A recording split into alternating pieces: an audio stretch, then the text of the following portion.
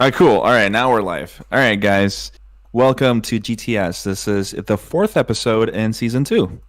And if you guys don't remember, real quick, every fourth episode or every episode number four will be a break from guests in general. We're just going to have a quick chat, a really fun chat on anything that we really want to talk about as a panel. Which in this case, we're talking about how certain animes shaped the mecha anime genre. And we'll be talking about that today. But without leading into anything else, I am Master Grade Jess, better known as Jess, and I am here with my co-hosts, Derek and Shaun. So I'll let you guys introduce yourselves real quick. Oh, hello everyone! It's Derek over here at GTS again too. Hey, DNG 42777. Good to see everyone. Hope everyone's having a good Friday so far. and I think we are, yeah. Yeah, and we got our wonderful guest. Hey, check us Hey, out. I'm Shaun. I go by DG Gunpla on pretty much every social media platform that exists at the moment. Okay. Just another one of their local Calgary model builder buddies. Yep. That's basically what it is. We literally are all part of the CGC. I have the honor to be with two admins of the CGC. We're just missing one. Yeah. She's out there playing with her new little speaker that she got for herself. Anyway, guys, we really do hope you guys are having a great Friday. It's actually a pretty nice Friday over here. It's nice and sunny. I think, yeah, it still is nice and sunny. Because here in Calgary, it doesn't get dark till 9:30 p.m. because we love it, right? Yes. Anyway, so just for you guys out there in the audience, I'd just like to remind you that Justin is still part of GTS. He's just really busy with his channel. His channel is blowing up like so much. We wish him all the best of luck. But or else he would be here. He would love to be here, but he can't for the moment.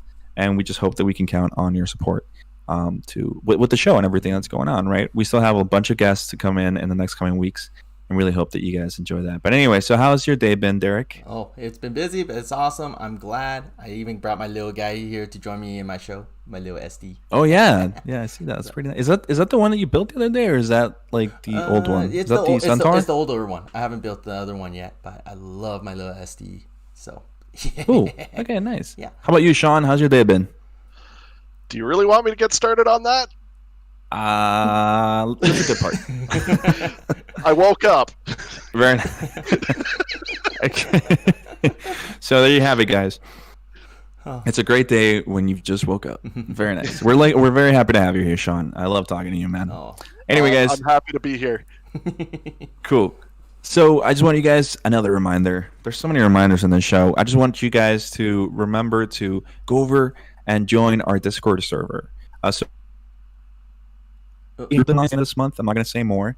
And I really hope that you guys can be a part of it. But it's going to be only for our Discord family, for the GTS fam. We hope that you guys can be a part of it. So if you want to be a part of a community that's very family oriented, then please head over to our Discord. The description will be in the link after the show is over, and we can fix all the description. Oh, actually, I think it is now. I think I left it in there. So go in there and check it out. We also have a Facebook page, Yep. which is brand new, like a week old, I think, a week and a half Yep. old. It's only been a week. Go over there and give it a like. And that's it. That's my shameless plugs and whatever. Anyway, on to the topic of today. We'll be talking about how certain animes shaped the mecha anime genre. So yeah, shaping mecha anime. So for the first one, on slide number 3, we're gonna give this over to our beautiful friend Yeah. Shaun. Yeah. Okay, so yeah, for me, I decided to go with Full Metal Panic. It's a longtime favorite of mine. It's actually what made me a fan of anime, not just mecha. Because up until then, I watched the generic stuff. I watched Dragon Ball Z, I watched Digimon, Pokemon, that sort of stuff. But Full Metal Panic, something resonated with me, and I just fell in love with the genre and anime as a whole. I mean, kind of, it's a lot more. It's a weird hybrid of slice of life and real robot, because you've got that high school side of it where the main character Sosuke Sagara is trying to protect a classmate from all sorts of things that are trying to target her, but at the same time he's trying to blend in with normal everyday life after being a child soldier in the Middle East. Oh, So really? yeah, he's all kinds of not normal. Far from normal. Jeez. Because I've definitely heard of Full Metal Panic before. Hmm. Now that I think, because I remember I told you that I hadn't heard of it, Yeah, but I was looking into it a little bit. I'm like, wait a second, I've heard of this. yeah. It actually seems like a pretty good show. It seems like an actually pretty good show. It's in my opinion, it's one of the best. I think it does get taken as a little bit underrated. Like there's not a huge, overwhelming fan base for it. But when Invisible Hmm. Victory came back what was it, last year or the year before? I mean, Hmm. enough people were excited. They were a little frustrated at the streaming schedule of it because it was like Firefly on Fox when that was on. Okay, yeah. Yes. What was it? One season, right? It was one season of Firefly. Yeah, Firefly was one season. It was aired out of order. It always kept Yeah. changing time slots. I mean, that Uh-huh. was Invisible Victory. Mm, God. Okay. But yeah. I mean, minus the airing out of order part, because they did manage to air it in order. But oh no, actually, I don't think they did. I They think never ever did until there they was came out with DVD, right? I think it. Yeah. yeah, something like that. They reorganized it once it was all done. Uh-huh. But yeah, no, it was just a weird mess with that. That's fun. But up until that point, I mean, you'd had Full Metal Panic the first season, Mhm. Full Metal Panic Fumofu, which is Yes. a full-on romantic comedy, nothing to do with Mecha really per se. Okay, so that's the one I heard of. That's the one I heard of. Probably, Mm-hmm. Because Tessie probably. came up to me today and she's like, wait a second, Shaun is doing Full Metal Panic? I know there's like a really funny one version of this or something that I want to see. Do you want to watch it? I'm like, wait, we Yeah. have so many more things to watch. But yeah, is that the one? Yeah. Yeah. So season 2 is completely. It takes place while the their sub is in dry dock getting repaired because it got messed up at the end of season 1, and it's basically about Sagara trying to adapt to life as a normal person in Japan and failing the entire time. Yes. Okay, all right. So for all you guys out there, just remember this is a spoiler free, okay? This whole episode is going to be full of spoilers for a lot of shows. All right, so just keep that in mind. Just letting you guys know real quick. Anyway, so sorry, Shaun. Yeah, no worries. I mean, we might as well jump ahead to the next slide. I mean, Cool. Yeah. Oh, we have this cool looking bot over here. Oh. yeah. Arbus. Oh. So what's the Except story with this gotta- guy? Well, I gotta wait for the stream to catch up because I don't Oh. know what. Okay. Wait, kinda I forgotten sent. about Okay, that. so real quick. Yeah, So we have I'm- Shaun on the Discord on your message, your private message. I sent you a link Yeah. to the slides, right? yeah, I'm just reopening that now. I Okay, accidentally cool. closed it. It's okay, guys. You'll see. It's okay. You'll see my down. And you guys should definitely go out Yeah. and watch the show, right? I think that's what we're trying to say. Oh, Oh. absolutely. Okay, so yeah, the first image we've got is kind of the main. Is Sagara's main mech. Mhm. It's the ARX 7 Arbalest, Mm-hmm. Mhm. and he basically has that from about, I think it's episode 5 or 6 onwards Yeah. until the end, till it spoilers, but it gets destroyed in Invisible Victory. Oh, okay. Yeah, so, and that's kind of what Invisible Victory is all about. It's him learning to not have his mech because at the end of the third season, second raid, he finally learns how to use it properly. Yeah. Because the thing about the Arbalest, it has what's called a lambda driver, which Mhm. it basically reacts to the pilot's emotions. Kind of similar to Oh. how the psycho frames in Gundam work, but it's a lot more unstable.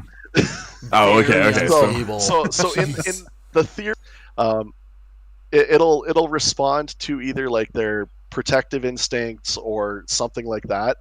But because Sagara doesn't fully understand how to be a person, Yeah, he, yeah. he doesn't understand. He can't just make it work properly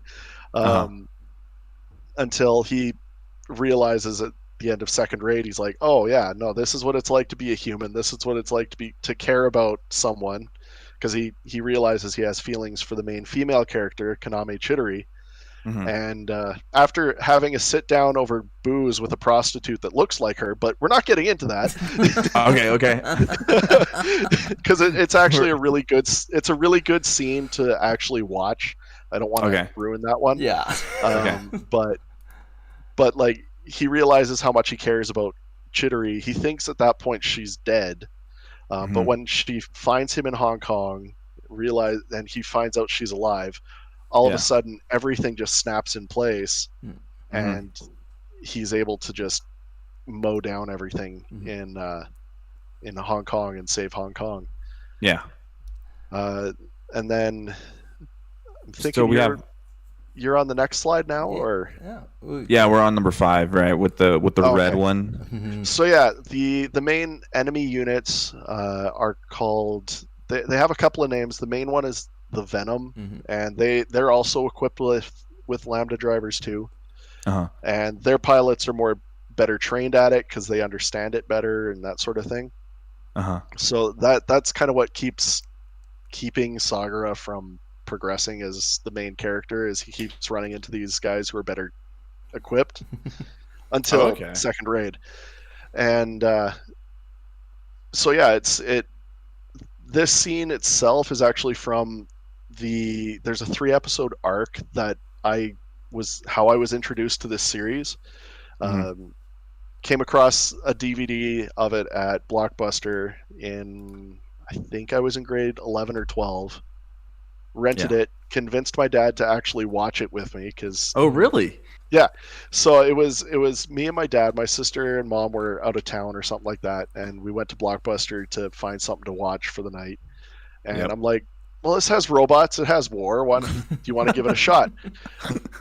It's a Okay. good thing that I picked up the one I did, because it's a disc with 4 episodes, and Okay. the first 3 episodes are The Wind Blows It Home, part 1, 2, and 3, and it's such an intense story because it's Sagra goes back to the country he's from to help some other members of the military force he's a part of Mhm. Yeah.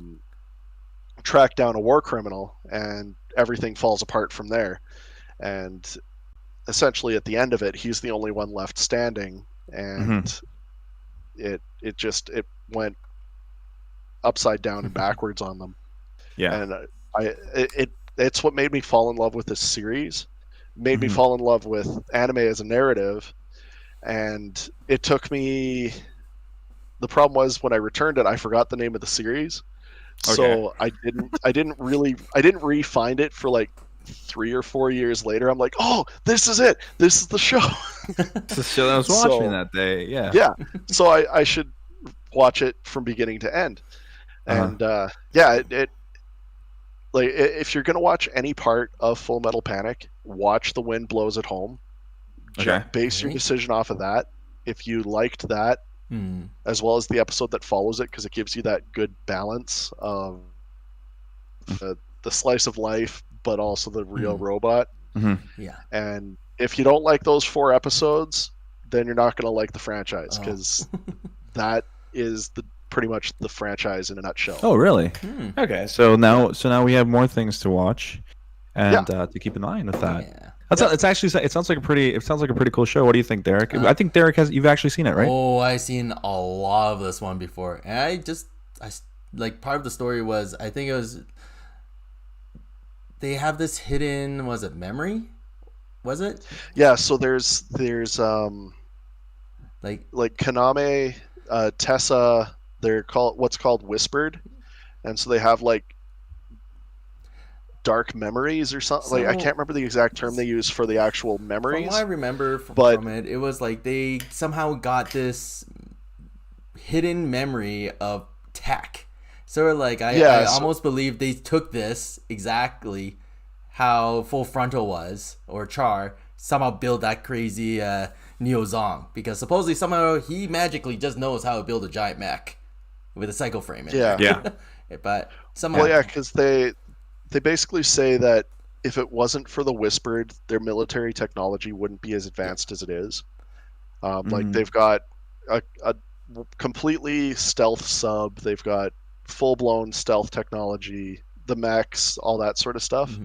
It all comes from these whispered that they refer to as, and it's genetic memory or something like that. It's just Mm-hmm. some type of weird Pandora's black box, but it's different for each person too. It's really cool because the fact is, like, depending who awakens or they find these people, they might be able to unlock some weird new technology they never heard of. Like, they might Yeah. actually, Well, sorry, yeah. for example, Tessa, the girl with the white hair on the that we're sitting on Mm-hmm. right now, she's the Yeah. captain of the submarine that they're on.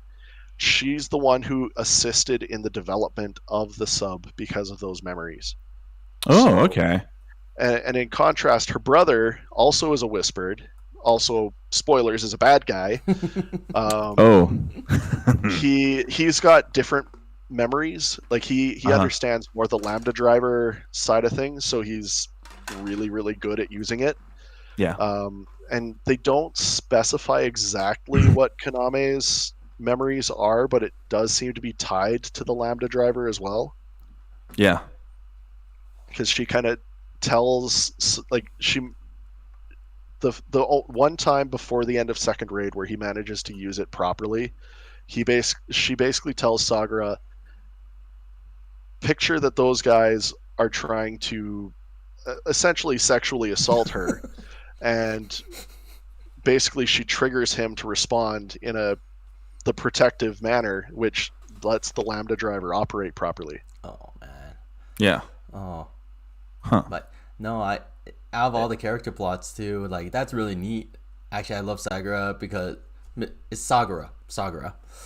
Yeah, Sosuke Sagura. The only thing I love about him, and it goes with my theme always the guns. All right. Yeah. He's a fascination of love guns a lot of times. Like, I mean, he basically just has the boxer shotgun. Everything else he uses, like the vibro blades and, hand to hand. oh no, I'm talking about when he's like in his classroom. Oh yeah, no, he pulls a gun on everything. Because Really? basically so picture Hiro Yui from Gundam Wing, Uh-huh. but with a personality and kind of stupid. I was gonna say what personality. I was gonna say he's like more to a point where he's like paranoid to the point where, do not, in my handbag I have a Uzi just ready to go. Well, and I have flash bangs, everything ready. That's the thing, though. You see in Fumofu especially that he actually is kind of a smartass. Yes.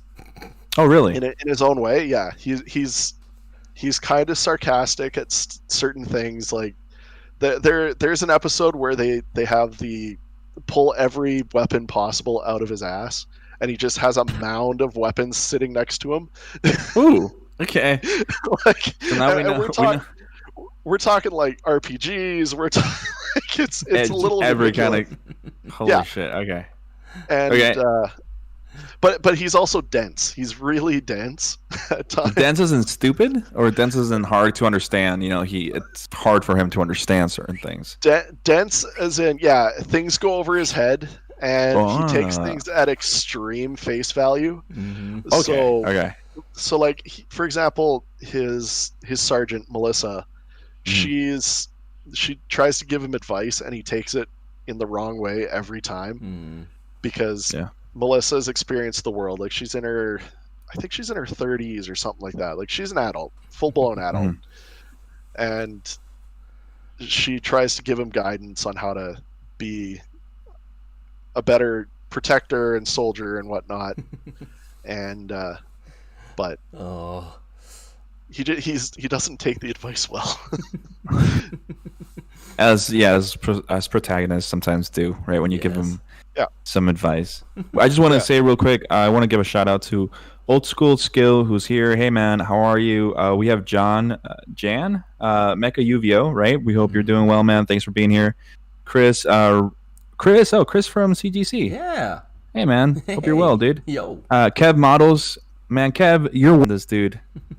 You're amazing at what you're doing. You've grown. I mean, Kev. So real quick, I'm sorry for sidetracking, but Kev Models, when he started following the show, he only had like 200 followers. He's already at 900 followers now, and his work is pristine. Like, this guy is so good. His masking is great. I hope you're well, man. My mom is obviously on here. Hey, mom, I love you. We have Noble Mecha. Hope you're doing well, man. And Jimmy Demacchio says, so Jimmy says Boxer's shotgun is cool. They have Yes. one in a 30mm kit. I'm glad he said that because I was actually about to say that slide here on 7 where we have these mechas. They do look like 30-minute mission kits, right? They look really They're very similar, simple. actually. You're thinking about it, but yeah, actually, now looking at it now, you're right. Mm-hmm. I got ideas. I should build. Yeah. Oh no. Oh, no. yeah. Down boy. Oh. Bad Derek. Yeah. You gotta calm down, Derek. Oh man. They Go do take look a like cold 30-minute shower. minutes. Oh no, but oh man, that looks so good. Now I'm thinking about it. That actually is really neat. Actually, like I love the idea like these large mechs in the show. They use more realistic weapons instead of just the super futuristic weapons too, right? They do. Oh, I mean, yeah. The most kind of futuristic weapon they use is like the vibroblade because it can actually, or the monomolecular cutter that they call it, because it can slice through pretty much everything. But beyond that, yeah, no, it's like shotguns, sniper rifles, like just bigger versions of what a soldier would use. Yeah, it's bigger gun, bigger bullets, right? Yes. Right there. Yes. And actually, going for the Warhammer fans out there, that sword or the dagger, it's like chain blade. Might as well just call it chain blade. Just a micro size. Yeah. Oh no, I just love this series because the fact is the weapons and the actions they do. I just like it made it look more realistic than it should from a lot of previous mechas. And I think when was this show called? That's what was that?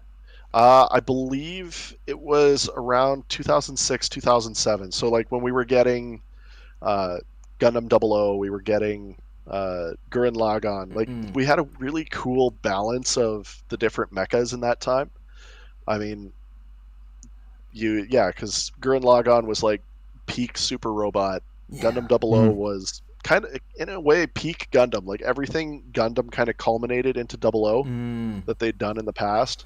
Full Metal Panic really nailed the real robot because it you watch it and you feel like it's something that could be actually going on right now. Yeah. It looks very sorry to interrupt. It looks very like police, right? Like it looks more like that kind of organization instead of like having its own identity. It does look very militaristic, if that makes sense, for like a city, right? Yeah, so I mean, in Full Metal Panic, you have your normal world government militaries and those still exist. Then you've got Mithril, who's kind of a global secret peacekeeping force. So only certain members of government bodies actually know Mithril exists, and that's the military force that our main character is a part of. Then at the tail end of Second Raid and into Invisible Victory, you find out about Amalgam, and they're kind of a global terrorist cell that kind of counters Mithril and is headed by Tessa's brother. So,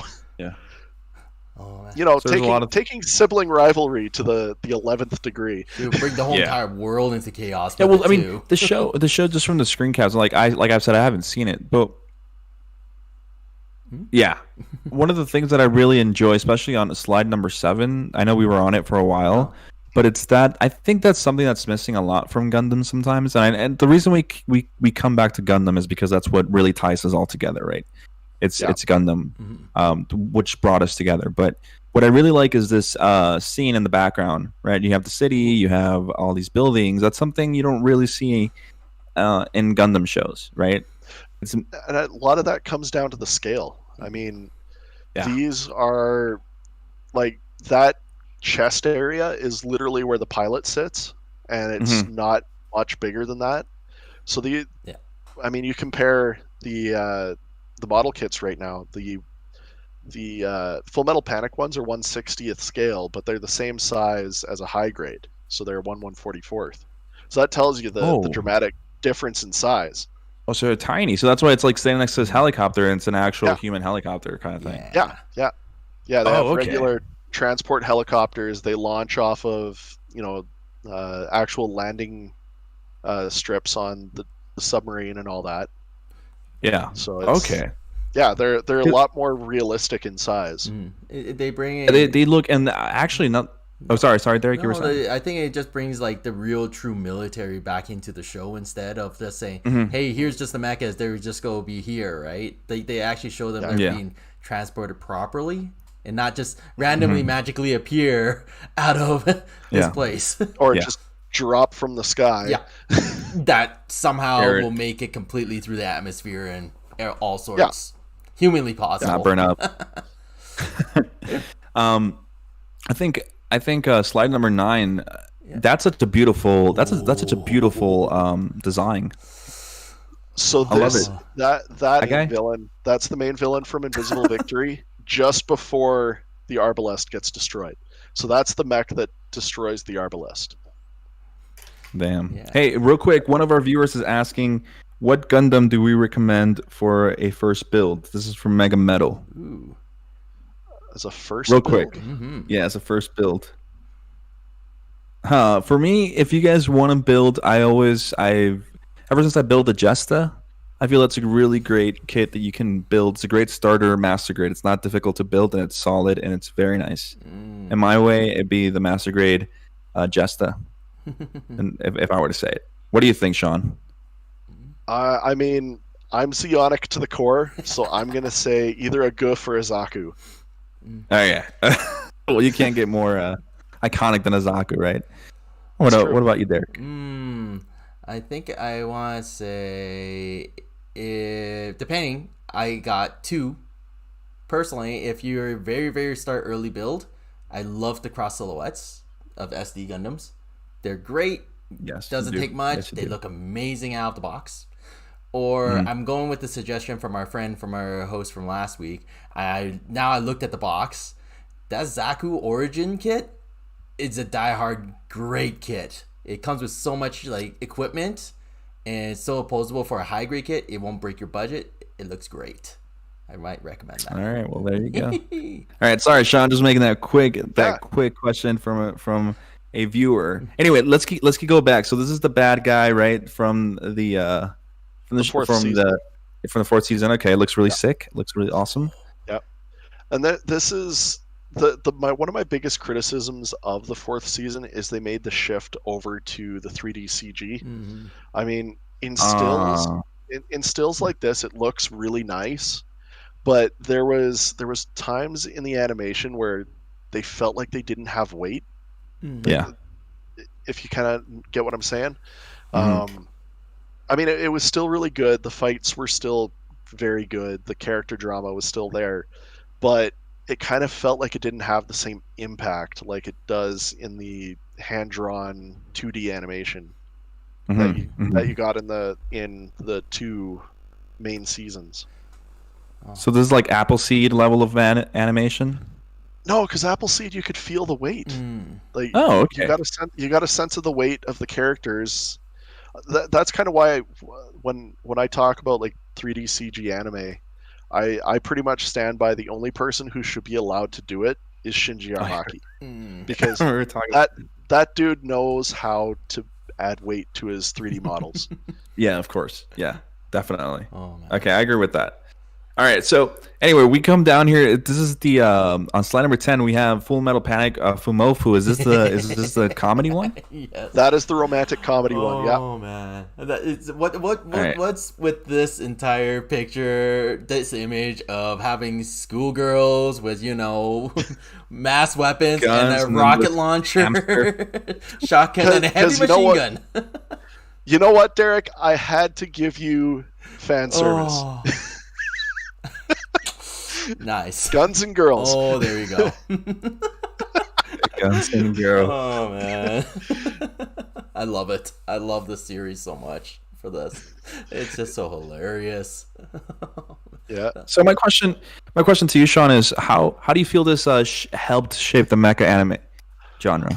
I think I'm in a way, I don't say it shaped it, but it's kind of the culmination of all the real robot anime up to that point. Because I mean, it feels like the most realistic kind of mecha anime, and it's still kind of even now. Like we haven't had a really like a really down to earth mecha anime since, I mean, this time period, like 2007, 2006, that kind of era. Okay. So that's more my thing. It's like the culmination of everything that the Gundams, the Pat Labors, the Vodums, all of those kinds of shows that were more grounded in reality brought to the table. It kind of brought it all together into this really good series. Yeah. Oh, Okay. All right. I can see it. I can see it because, as a lot of you guys know who are watching and who followed the show, I'm a huge sucker for realism. And if you say this is as real as it gets, and it really is that down to earth kind of thing, like you said, it definitely seems like something I would love to watch, right? Especially the, I don't know, realism, especially when it comes to mechas, is always great.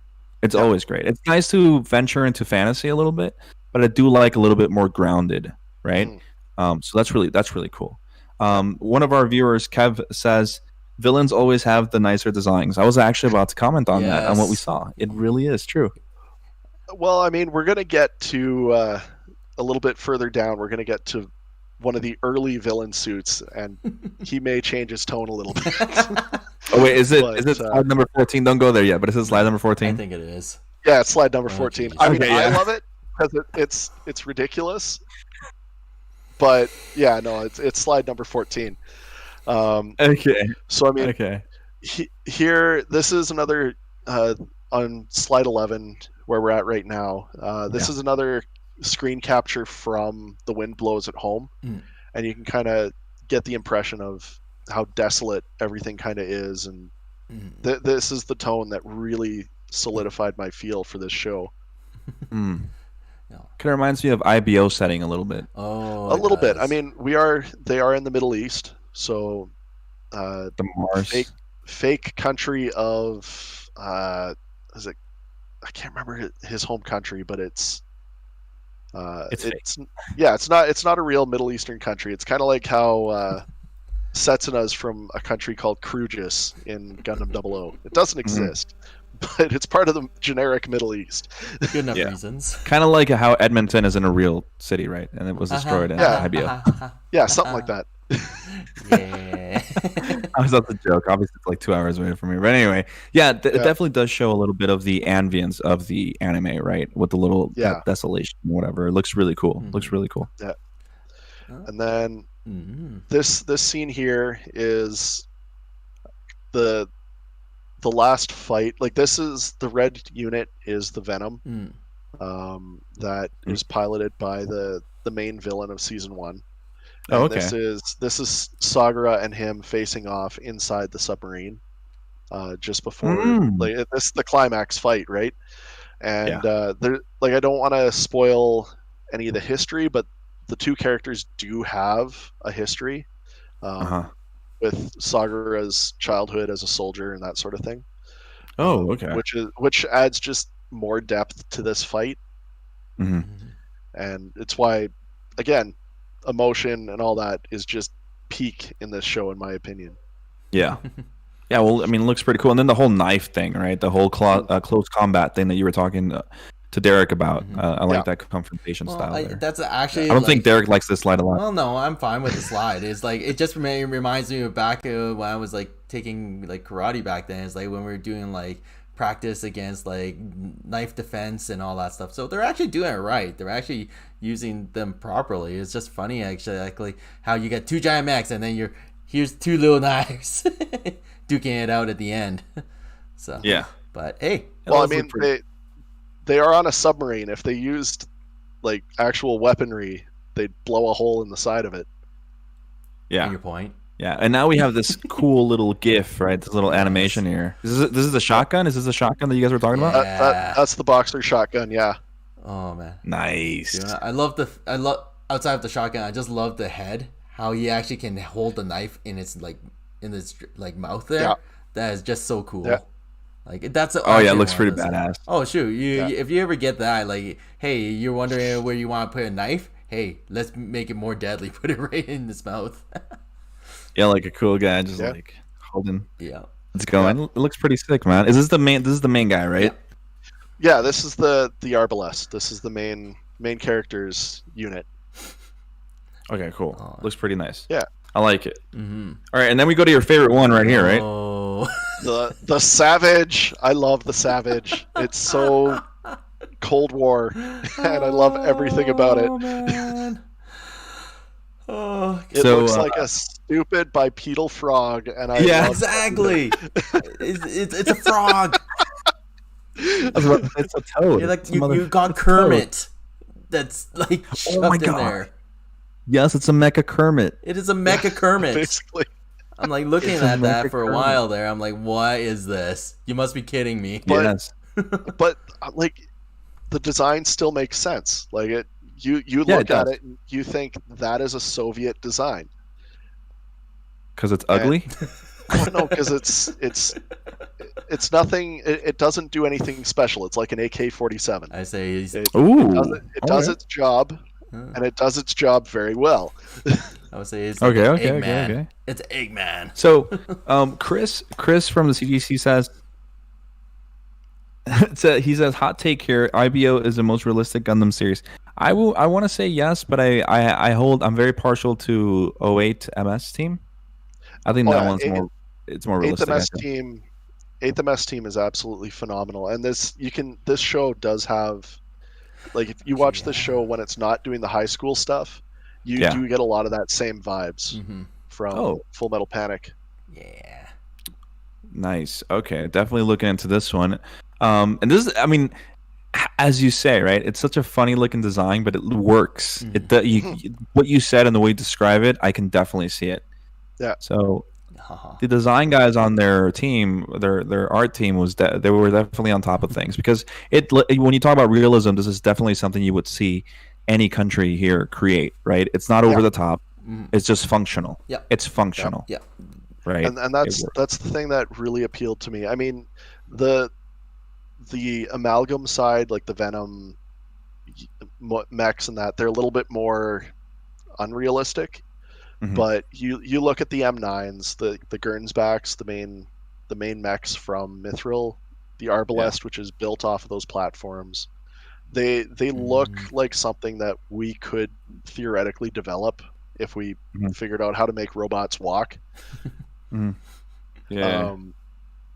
And like, because it all just kind of makes sense. But yeah. And even you go back prior to the M9, because you will see older generations that were not of the Savage variety, like the M6. It's diesel powered. It's kind of slow, but it's bulky, so it can take the damage that comes from being Yeah. So imagine like they thought through pretty much everything when they were developing this show. Like, full credit goes to the author of the manga for actually thinking things through on this. Yeah, pretty nice. And I think it's a cool design. I honestly thought it'd be uglier when I look at it closely, but it's really not that bad. It's just realistic. And guys, sometimes real things aren't as pretty as you think they would. All right. Oh, Amen. Look at me. All right. Oh, jeez. It's not bad. Oh, I love Kev's remark. Kev Models is that is Gusan's son. Hey, I see it. I see it too. Yeah. So not wrong. Oh man. So over here we have on 15 we have the main character, right? Yep. Yeah. So Okay. this once again is another clip from that 3-episode arc that I told you about, The Wind Blows at Home.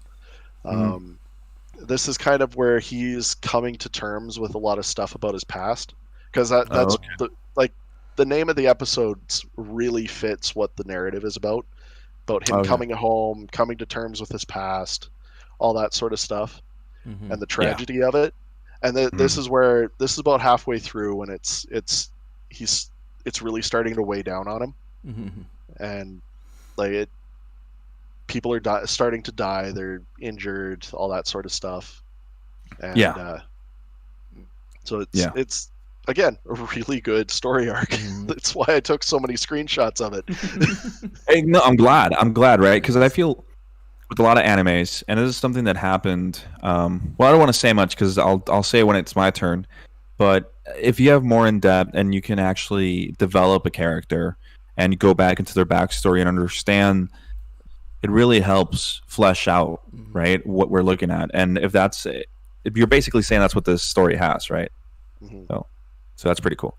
Yeah. For slide number 16, we have this weird screen cap.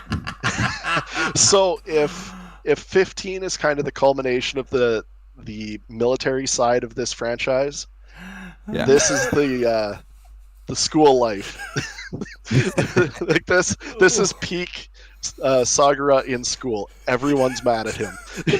This one image is so terrifying. You see, you know she's flashing him right there. You know that, right? Yeah. It's like, oh yeah, that's so terrible. I feel like the middle guy right here is Derek, and everybody else is the CGC.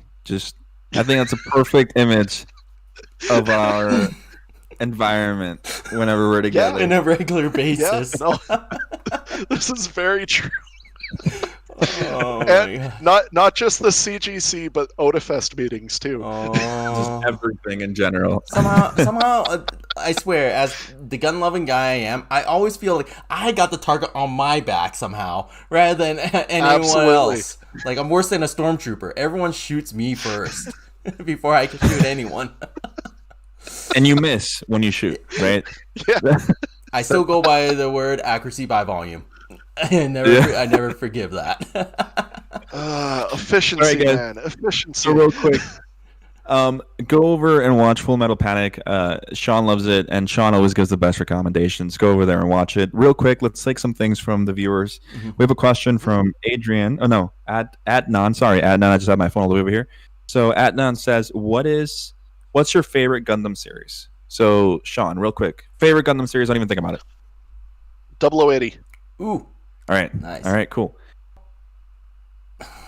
Can I just go with the movie? I'm going to go War in the Pocket. I'm terrible. I'm a terrible, terrible human being. Okay. Okay, well, War in the Pocket. War in the Pocket's 0080. Is it? It is. It is. Oh, God damn it. Yeah. Oh, God. I never call it that. I always call it War in the Pocket, too. Wait. Derek and I agreed on something. This is a miracle. The universe is about to implode. That's so funny. That is so funny. So, for me, it's definitely IBO or 08, MS. That's those two are definitely in there because of the realism. I just want to point something out that one of our viewers said.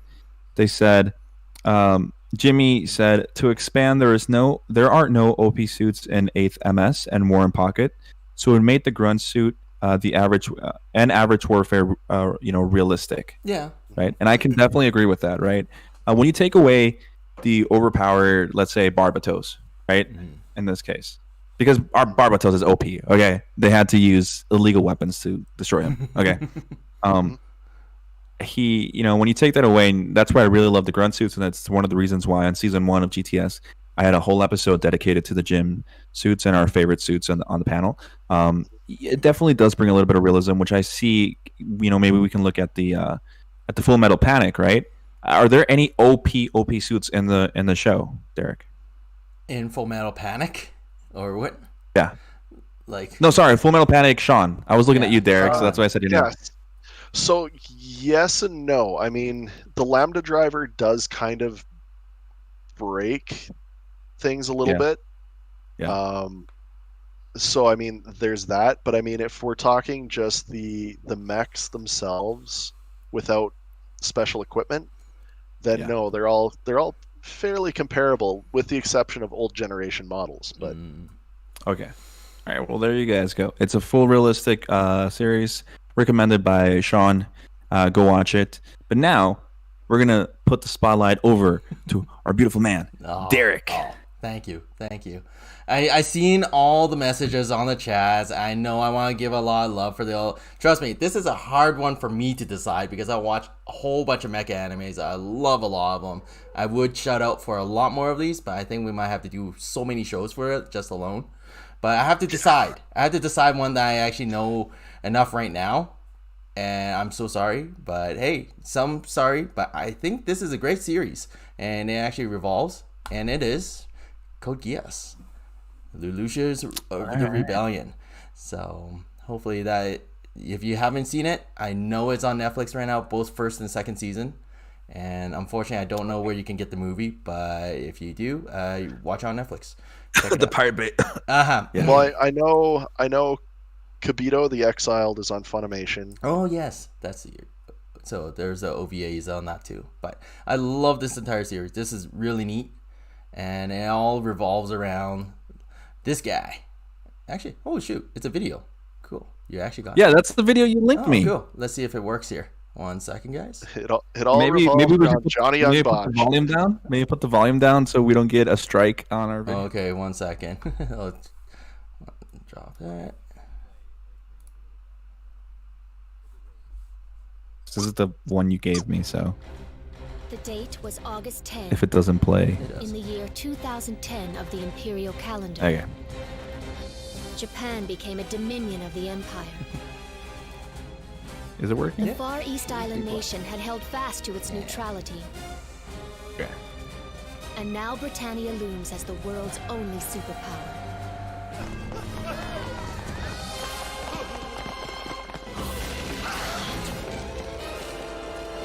Oh, it's an actual trailer. Yeah, it's an actual trailer, man. Area Nice. 11. The defeated and once proud nation of Japan was rechristened with a mere number. This Britannia will be obliterated. If you could change the world, would you be a god or a demon? Your Highness. Damn. Well then. Pretty strong imagery. You don't understand.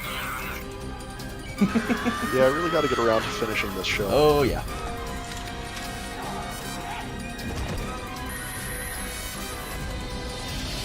Destroy Shinjuku Ghetto. Leave no one alive. 0 hour is approaching. Wow. Are you ready for the rebellion? Code Geass, Lelouch of the rebellion. So, there you go, guys. Just a little quick trailer of basically what it is. And if you didn't catch it, that's totally okay, because I'm still having work on the volume. Let's see. Oh, did the volume cut off? Let's see. Let's see here. Get it back. Oh, the volume not cut. Yeah, everything's working. Okay. It works. Cool. So, guys, so that's Code Geass, just a little bit. So basically, it talks about Lelouch, which is he was basically declared as the prince for Britannia. Britannia, actually, in a whole fun little bit of world, is that it's technically North America, but they somehow managed to actually took over everything that's in the teal there. They took over more than like 2/3 of the world almost. So it's crazy. Wow, yeah. And They even took over Mexico. yep, all of The U.S. I thought it was the U.K. no, as much as people thought about it, when you say Britannia, what do you think? You think about Great Britain, but no. And then there's the European Union, the Chinese Federation. You think the U.K.? Yeah. Yeah, exactly. But no, it's not the UK. And Wow. it's a pretty devastating series. It was really cool. And actually, they had one piece key weapon that actually caused it. That's what they believed. All these lovely guys. Yeah. The grunt units to basically take on the entire world. So Ooh. they're really, really cool. Yeah, they look really. The design language is really awesome. Oh, I love the name for them. Do you know what they say? They call them nightmares. Hey, Oh, okay. yeah, Yeah. These Wow. nightmare units are. I thought it was Nightmare Frames. Yeah, yeah, and there's this whole entire series dedicates around these mecha units, where they're technically the smaller size than you can ever think of, like any of your average mechs. But the idea is cheaply made, and they can make huge numbers, and they maneuver extremely well. Yeah. So Yeah. like I swore, like for those who ever watch Votem, like one of the coolest things is like their feet. They actually have these track wheels, and they could slide around like crazy. And I swore they took that from this. Like this show Yeah. took it from that and continued on. And interestingly enough, something different I never thought that they ever made in any mecha suits. Like every mecha we ever seen up until now, like Gundam wise, they're always cockpits always center in the body, right, in the torso area. Yeah. But realistically, it's weird. Like these units are actually put in the back. see the large backs there? They actually made the Yeah. cockpits in the back of them. And I thought that was really neat because the fact is they actually made sure that every one of these guys, if anything happens, they actually automatically eject out. So that's something neat I never thought they would do. And they made it really cool. So going back to the topic. That's pretty cool. Code Geass. It all deals with this guy. He's the main character, Lelouch. Le Britannia, I believe it was. Correct me if I'm wrong, Shaun. No, I thought it was Lelouch Lamp Rouge. Lelouch Lamp Rouge. Oh, that's his fake alternate name. Right. Yeah, Via Britannia is technically his actual true name, as he is technically royalty from. Yeah, Okay. He's actually he's the son of the king's mistress, if I remember right. Actually, he's a direct bloodline to Charles, which I'll go to the next slide if it is. That's him, Charles Via Britannia. He is the king and emperor, I should say, declared for Britannia. And he's like the 99th emperor, they declared him. The entire thing, in which they basically rule 2/3 of the world. So Can we just mention his hairdo oh yeah. real quick? Oh. Can we just mention, that amazing style of hairdo? That's Oh, it's a really Renaissance, and actually, I think that's one of the things I like about the series. They do have this Renaissance vibe with knights and all, and I do enjoy it for that reason because it gives theme. There's my knight. yeah. But I enjoy that entire little prospect. Is like everything that they talk about. They make them seem like they're upper noblemen, royalty sort of idea, but something neat about it is like it all deals back with Lelouch again, because the fact is he basically sort of became exiled from the entire thing, and basically he was about to get murdered and assassinated by his father, actually by the entire kingdom, because he is like really, really close to a line to the throne. And then he has like a younger sister, Nunnally, that also had to see and witness their own mother's death and all. And I'll try to leave it at that because you have to watch the series to enjoy the rest of it. But there is a twist in this series. Okay. There is a twist between the whole entire world domination, and then you have this guy. There's actually one other piece to it. So this is the children's, but they talk about geass. It's a special power that they actually get from this entire organization that actually gives them like a power of a king. And actually, what is the power? So like something that allows them to rule somewhat. Oh, okay. Okay, Something that's really neat is that Lelouch actually eventually meets CC or 2C, I believe, C2.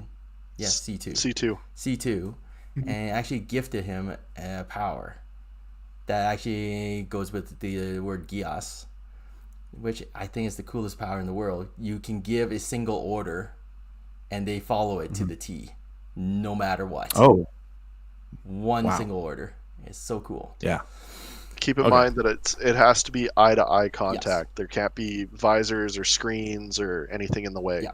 That's true. Oh, yeah. Really? It's unique for every single geass, every single power, but they sort of have a weirdness to go with it. But that goes along with the story. So that's just a little plot filler to it. Quick question. Yes. Are they all girls? No. I believe actually majority of them are. Not all of them.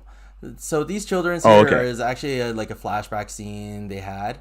Basically, the organization, they have all this ritual where they all believe geass is linked to another world that's made closest to God for themselves. They manipulate the world. And it's like a whole different faction to it. And somehow Lelouch got pulled into it and was given the chance to take revenge against his father on this reason.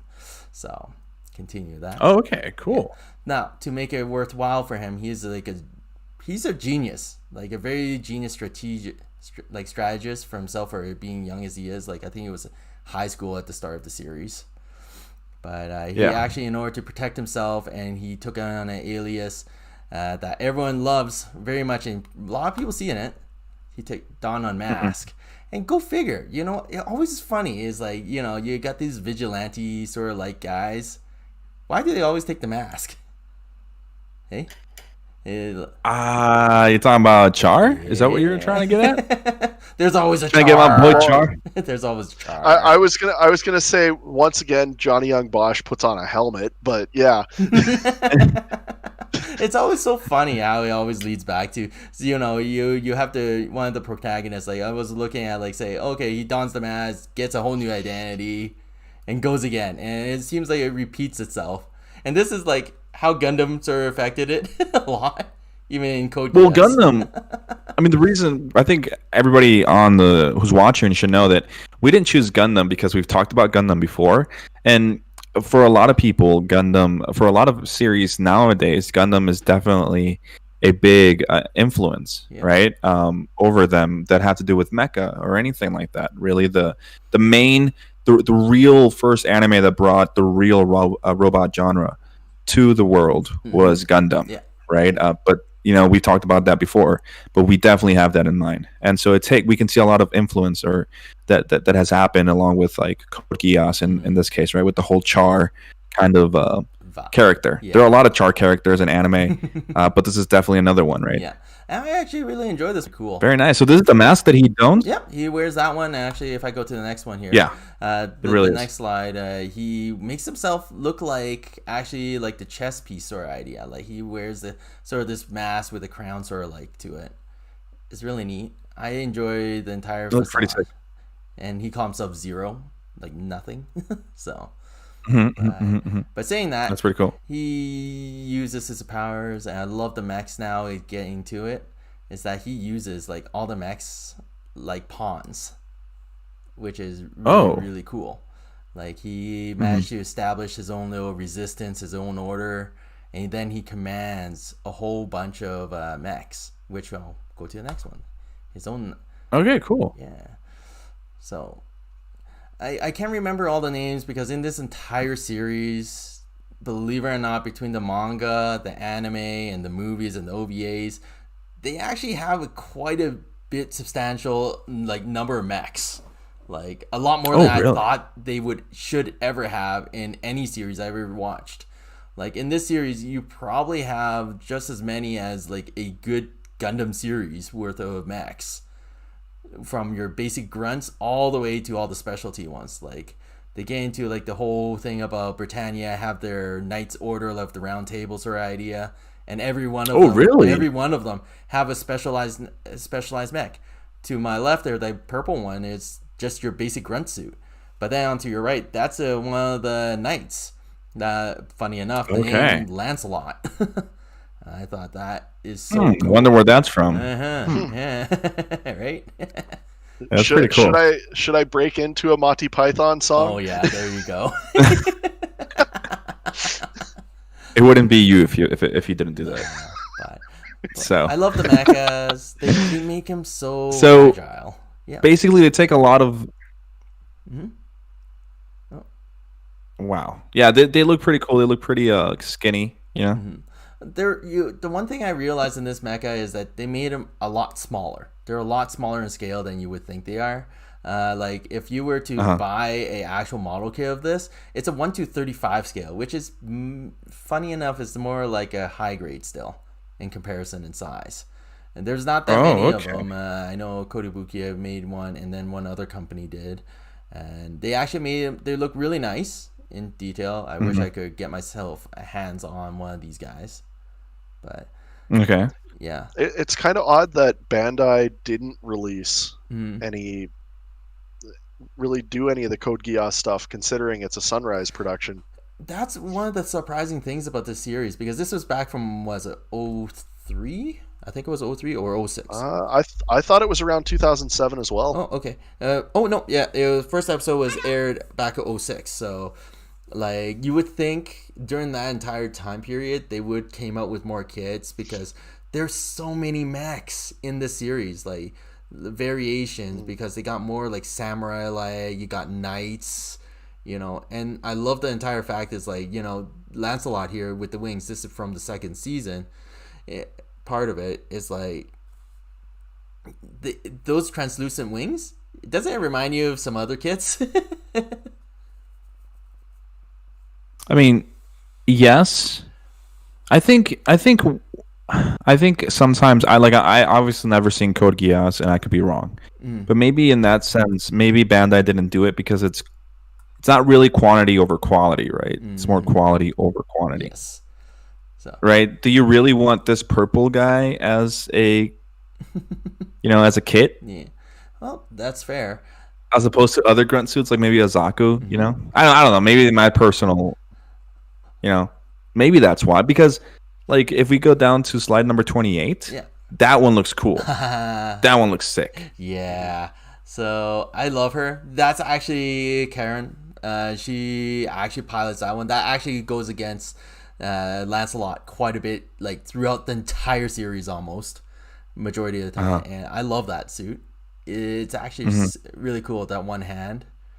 It's like when I first saw it in the show, it reminds me of watching G Gundam all over again. Burning finger. Well, it's almost. I mean, comparing to newer shows, it's like the Seltsum arm. Yeah, right. Like the most recent now, the Salsa arm. That makes sense because it articulates the weird way too. So take a look at this. Like this, like funny enough, like Sunrise. Yeah, they helped make this and all that, but it sort of went back. Bandai managed to take it in the new Gundam series, and then they took that back in. So it's really cool. Again, this is actually the model kit, and I wish we can get those. They're really hard to find, but wish. Is this the model kit from slide number 29? Are they the same? Yep, that's 28. That's an actual model kit that actually came out from the movie, I believe. That actually it is. Oh, okay. Yeah, but we wish it's a neat one. And there was more, and You're not getting any more of these. You're not getting any of these kits, Derek. You're gonna get more unicorns, or you're gonna be happy with it. Okay. oh, why do you have to break my dreams like that? Ouch. Do you know if I was going to get any wish list, if I want kits, I actually would love Zone of the Enders. I'm like reading comments down here. It's like Zone of the Ender kits would be amazing, but they're near impossible to build. But outside of that, yeah, the battle scenes. It looks so cool. Yeah. Like take a look at it. Like Lancelot with the double blades, and then you have I can't remember for the life of me now. What was that unit called? Something Mark II. I haven't gotten that far. But Can't tell you. But someone will get back into me on that one. But yeah, it's sort of like a ninja because it holds like a sort of a ninja knife, and then you have a giant massive arm. And it's like so cool. And what's it? Mr. Lelouch's his own personalized mech. It looks like Anubis. Love that. It does. I was about to say it looks like a dog. Yeah. Yeah, it's so cool. Yeah. To it. Now, I don't want to go through too much deeper into this series because the fact is, like, I don't want to spoil it for anyone who never watched it. It's actually quite an amazing show. And it does since, like, it has been running since 06, and they made, like, OVA series over, like, 2009, Exile Akito, and also they made the finalized movie back in 2019, I think. The last one there, so... Aren't we still getting a third season? Yeah, we are actually. It's not confirmed exactly, but there's actually a lot of talk about a third season about it. So I'm waiting.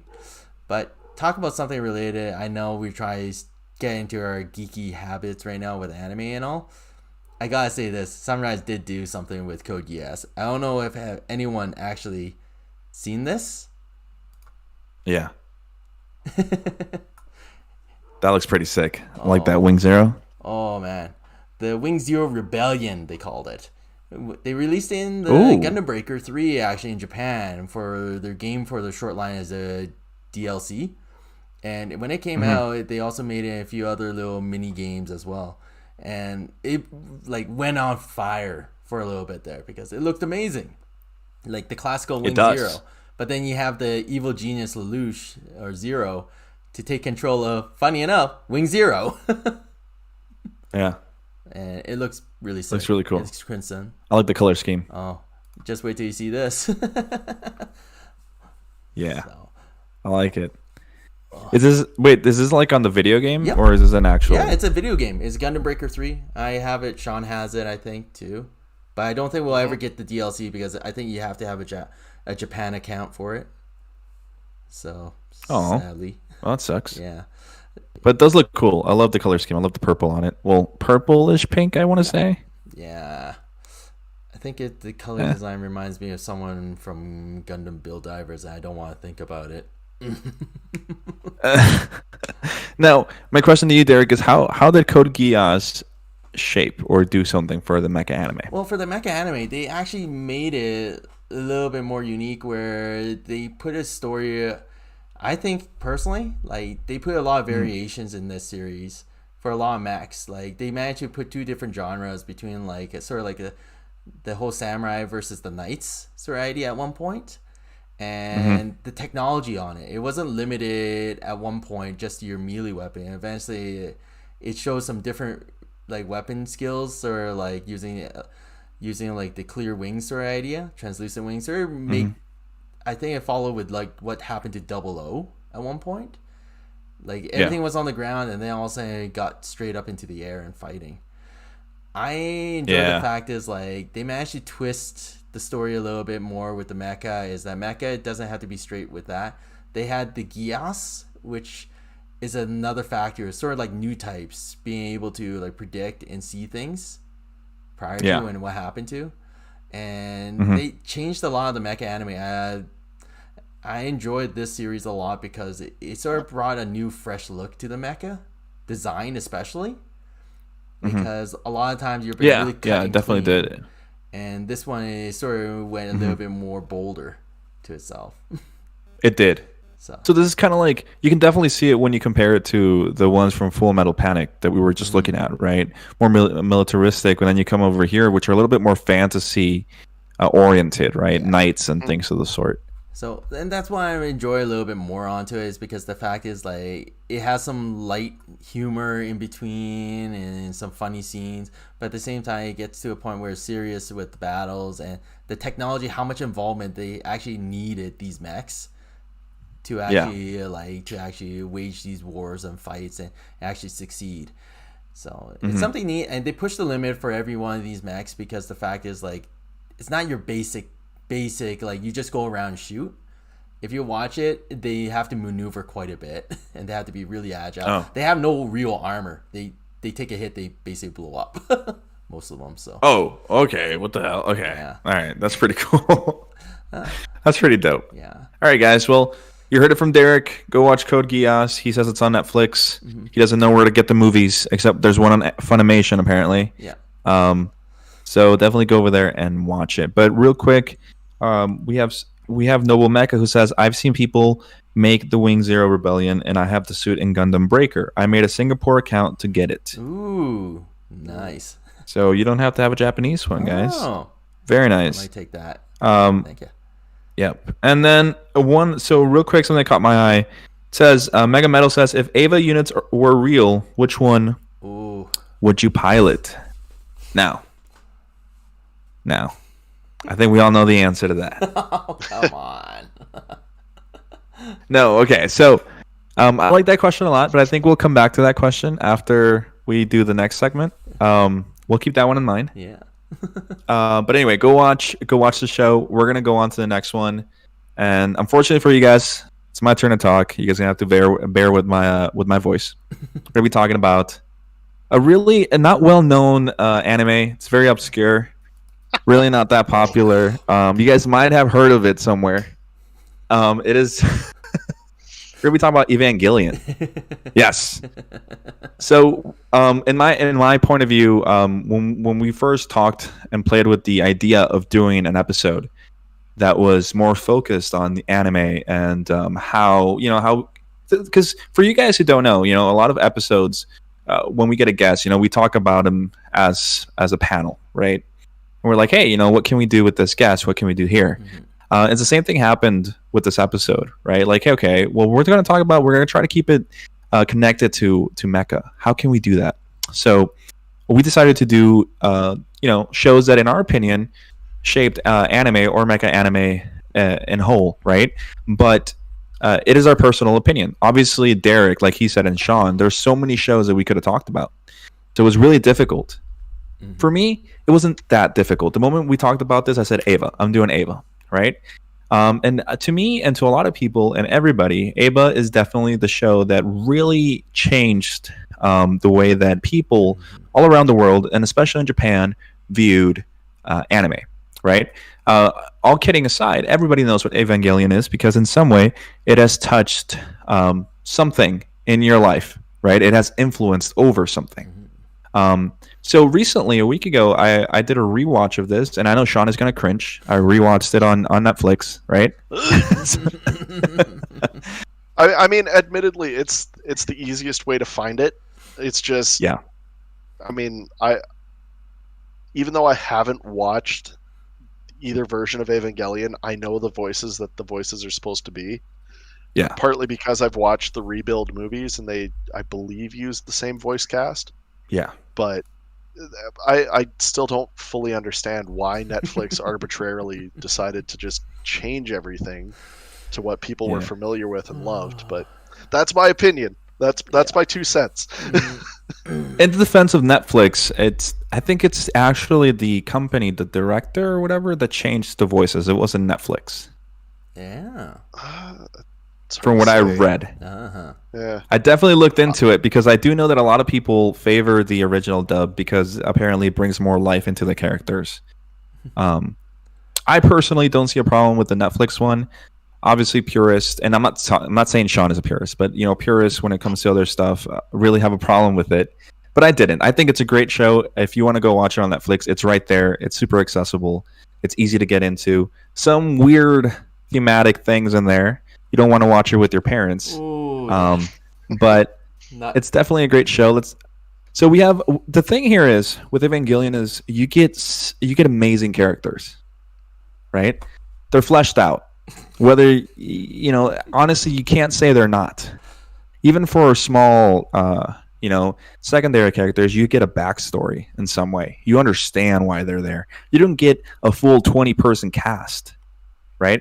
On slide 34, we have the main.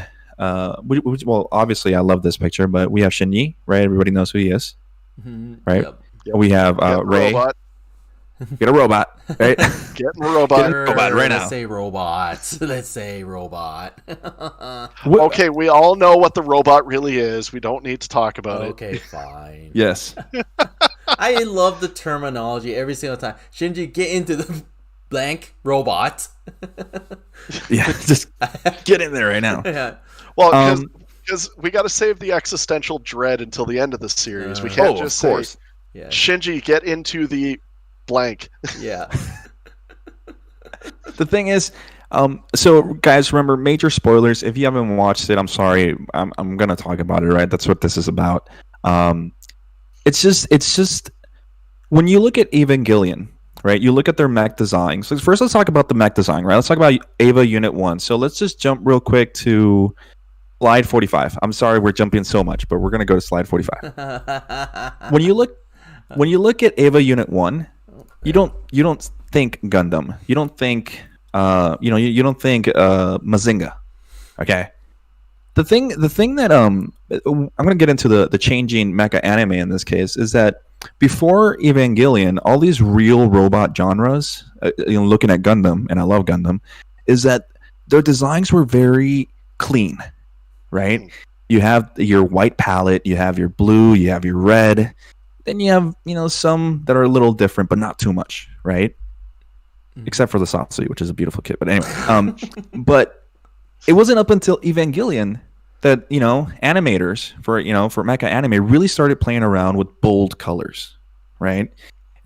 You had these real robots that were all blocky, right, in their design language, right? But then Evangelion comes around, and you get the skinny, super skinny unit, okay? Because even if you guys have built the RG Ava Unit 1 and you hold that thing is so skinny, all right? And then all of a sudden, after Evangelion came and went, right, from I think 95 to 96 or something like that, all other mecha animes, you start seeing these really slim figures with these bright colors because all of a sudden animators are not scared to do this because Evangelion came and it showed that it was something that was definitely profitable. It was definitely something that people liked. Included, she's like, I love Unit Unit 1. I love the Avas. The Avas, in her own opinion, are way better as aesthetic as Gundams, right? So I don't know what you guys think about that, Derek. What do you think of that? I agree to you too. Well, it's the whole entire aspect about when they designed the entire mech. It's not like just getting a whole bunch of thrusters, having just huge plated armor. It's like more humanoid, and that's where it really changed in the whole mecha world. What you made a more humanoid sort of like style of a mech, which made in like a whole bunch of different new series. Like I remember, like even if you start looking at Zone of the Ender, the games, the series, they actually made what was the other one I could think of? Like even I think Escaflowne at one point, like the item styles, they made them more humanoid like instead of more blocky, not any more blocky anymore. Like that's sort of the neat thing about it. They put a face to it. Like when you see an Ava unit's head, it stands out, right? Yeah, yeah. The thing is, I think the word we're looking for the design language is they made them more organic, right? Even with the hand. If we look at this image right here on slide 45, we look at the hand. Yeah. We look at the position of the eyes, which are not like this; they're like this, and you have the mouth. I think the mouth is a very peculiar and amazing detail on Ava Unit 1, right? It gives it that kind of personality, if I have to say, right? Anyway, the point is that's one thing, and that's only one thing that Ava did for the anime genre in general, right? Then when we go back, and I'm sorry, Derek, I know I'm making you jump all over the place. I know, it's all good. We go to slide 35. You have Shinji. We have this character that really, in some way to me, as a Gundam fan, has a little bit of parallel with Amuro. And the reason I say this is because Amuro and Shinji, they're not your typical anime heroes. All right? They're not your typical, I'm confident in, because Shinji is not in any way. He is in no way confident in his abilities. That boy needs a hug and it's okay. A father that actually gives a shit about him. Yes. Everything's okay. Yes. So it's I could see that parallel between Amuro and Shinji because these animes, they didn't bring the super strong hero and protagonist, right? They have their flaws. They second guess themselves. Amuro a little bit towards he gets slapped around a little bit, right? But towards like Gundam in the series, he starts gaining confidence and stuff. Shinji, not really. And that's really where this whole this is really where the whole anime revolves around, is a central theme of loneliness, right? Everybody has talked about it. We're just beating the dead horse, right? Right here. It is loneliness, which is what we're talking about. But it's that simple word of loneliness that really brings character into all of these. We go to slide 36, right? For a lot of people, this is the best Ava girl. Not for me. My best Ava girl, we'll see her on Unit 38. Just saying. If you say for anime girl, yes, but for cosplay movement, holy croak. The cosplay. Who, Asuka? Oh, yeah. The number of people who dress up as Asuka, holy God. Yes. Wow. Yes. Asuka, right, she has her own things to battle with, but at the end of the day, it all comes back to loneliness, right? It comes down to she has really no one. Okay. Same as Shinji, who was abandoned by his father, whose mother is dead, right? You have all of these things, and then we have Rei. And now, Rei is a very peculiar and a very interesting character because you get so many Rei clones in so many other animes, right? Everybody starts to try to copy this kind of character that's quiet, right? That's very, the way they think, the way they move, the way they act. And then Rei is also centered around this theme of loneliness, which the whole anime really encapsulates, which in this case, Rei is literally a clone, right? She doesn't have a true mother. She doesn't really have anything. She's literally just a tool in some sense, because there are so many others of her that are failed, right? Like I said, so many spoilers, guys. I'm sorry if you haven't watched it. It's on Netflix. Turn off. It's okay if we get the viewership a little bit down. If you have to turn this off and go watch it, go watch it. I highly recommend it. And then we get one of my favorite character in the whole show. Totally agree. My favorite character in every sense of the word, and no, this is the best. I told my wife this is waifu material right here. I've never set that aside from Mikasa from Mikasa from Attack on Titan, but Misato, she's amazing. But then again, we go back into this whole theme of loneliness, right? Now the reason I keep saying this is because this is the way that Eva really changed anime. And I'm going to say anime because it didn't change mecha anime. It changed mecha anime in the design language of mechas. But in anime, it really helped put Eva on the limelight as, look, anime is a real medium for it's a real piece of art.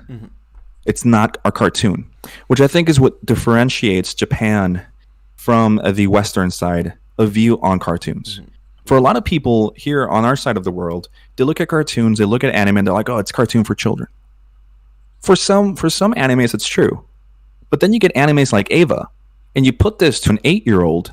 Not gonna think this is super. They're gonna get to those episodes where Shinji is inside his head. He's thinking about all of this loneliness. You get all these weird symbols, of everything. These religious symbols too that they also bring into here. You're like, well, what is this? No 8-year-old's gonna look at this and be like, man, I really want an Eva Unit 1 as a toy right now, Well, except that they see it smashing around like a wild animal, and they're like, "Oh, yep. I like this. I like that." Right? Yeah. So what I'm trying to say is that it really cemented anime as a medium in which animators and directors and everything could really put a lot of thought, this intellectual side of anime. Now, I don't mean to sound like one of those Reddit neckbeards who thinks he knows a lot of everything, all right? What I mean to say is that it really gives you this show that you can actually sit down and think about, right? That being said, I mean, there is still the one elephant in the room that does kind of surround Evangelion and how it nearly ruined the mental state of Hideki Anno. Because it nearly ruined the mental state of Hideki Anno. Yeah, it almost did, and that's also something that you can see in the anime is, he's going through all this shit while it's being made, and you can see it reflected onto the show. If you watch the show, you start watching the first few episodes, yeah, it's a little bit downer. Shinji's being a little, he's like, I don't want to do this, and you understand it, but there's also these fun times, right? With Misato, right? She's drinking a beer like at fucking 8:00 in the morning.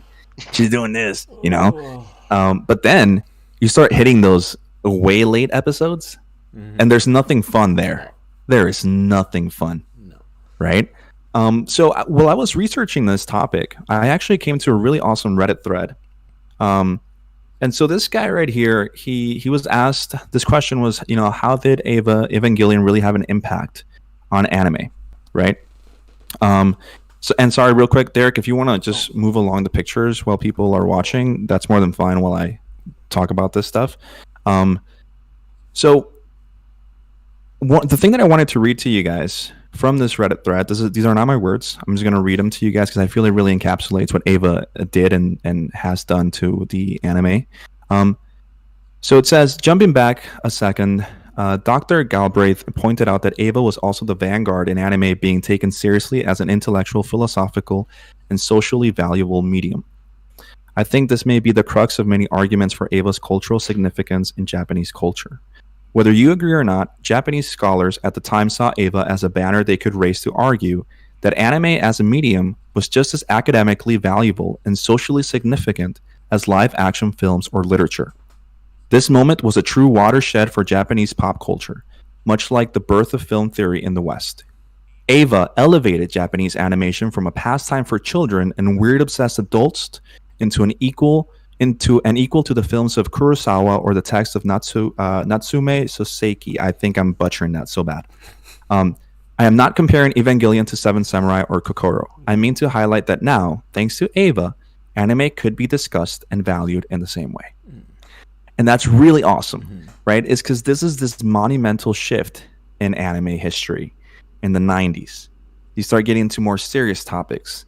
it allows for us as viewers and as consumers of this medium to really start getting these beautiful, really in-depth stories. So I don't really want to talk more about the story. Like, I just put the pictures up because I wanted you guys to, look at something while I'm looking. Just try to explain some things because I don't really want to ruin it for people. It really is a journey that you go through whenever you watch this series, right? All the topics and all the stuff that you see. So I don't know what you guys think, Shaun, Derek. Well, I mean, with you're pretty much hitting the nail on the head. I mean, Evangelion allowed anime to dive deeper into more mature content.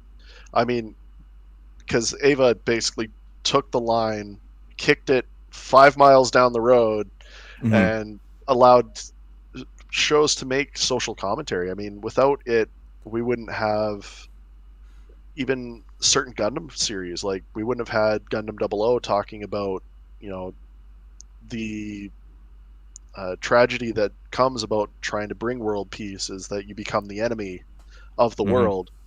Or shows like Code Geass, I mean, with its depth of narrative and that sort of thing. So I mean, yeah, absolutely, Evangelion brought that maturity to anime that, I mean, Gundam always kind of was there, but it was always take itself seriously. Well, I don't know if it's not so much it didn't take itself seriously. I think it was apprehensive of really diving into those narratives. Okay. But then Evangelion comes along and it's just like, oh, you're afraid of this narrative? Here, let me just, dive right in face first and just toss that corpse of the narrative all over the place for you. Yeah. Oh man. So, how about you, Derek? Oh, man. This entire series, I watched it at, when was it? I think I was like 12 years old. It messed me up good for itself. But no, it's an interesting series. Exactly how it pushed anime to the edge, literally. Like, the fact is, like, you're breaking borders. Unfortunately, we got some very, very sexual content in some places. And then the movie itself, like, it's such a vast difference because you got the TV series and then you got the movies. And the movies is so drastically, like, moving in such a faster pace in a weird, different manner. Then instead of just your regular flip art books or idea, flipping through, going through the scenes, it jumps all over the place. So you really have to pay attention. And that really changed how we look in a lot of animes where, like, even the start of, like some new series nowadays is that they don't go straight explaining who this person is. They just say, here's this guy right there. And then they let it keep on going from there. And slowly you have to keep on watching to draw you in to explain what's going on, who they are, why is this person important. So they definitely changed the genre to it. And I gotta say, I'm looking at slide 43 right now, but it's such a gruesome scene. And it's like the after. Oh, it is all. And thankfully, it's a symbolism that we see throughout the whole series, and you start seeing them in small in small quantities in the beginning with the explosions having the cross form, and it really gets you thinking. You're like, well, what the hell is this supposed to mean? This doesn't look like anything that should look like it, And then you start really delving. I've read from a lot of places, and I've never had the honor, not honor, I guess, the fortune to play the Ava game. For a lot of people, I've read that the Ava game holds a lot of information that the show doesn't really share. I wish I could look into that. I have, and I've done my research on the Ava. That's why, I could tell you guys what it all has to do, but I'm not going to do it because I really want you guys to go on the journey yourselves. My wife is someone who doesn't really care for a lot of exposition. She likes to see, when we were watching IBO, one of the reasons she loves IBO is because you see Barbatos kick ass like on the second episode, right? But for this, when we started getting into those really deep topics towards the end of the show, where it's not really a lot of fighting anymore, it's more psychological stuff that we're talking about. That's she was like, man, this is getting a little boring, but it wasn't really getting boring because she kept watching it to try to understand it. And it wasn't towards at the end of the whole thing. And after we finished it, we literally watched the end of Evangelion right after. And she was like, I don't get this. Yeah, well, that's the thing. Is like when you get to the movie and the TV series, it's two different worlds. What the heck happened? But there was a huge gap between the TV series and then the end of Evangelion. There was actually a huge year gap when they decided that, because when they left the TV series, they sort of just dropped it. They just left it. Yeah. Well, that's because Anno could not work on it anymore. He checked out, took the paycheck, and he's just like, I like, he needed therapy. Yeah. Oh man. And it's wonderful. It's wonderful when artists and when I say artists, I don't mean people who draw. Artists in general, people who can create something out of a medium and really express themselves. It's really wonderful being able to see that. And as much as I do like anime, you see it everywhere.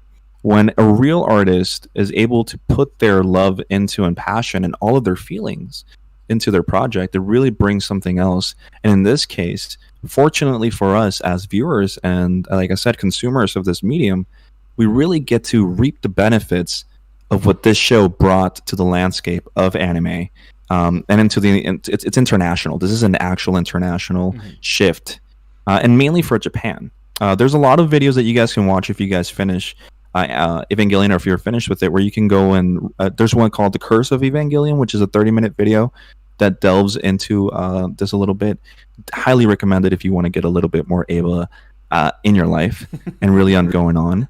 At the end of the day, great show. Really did a lot for Evangelion.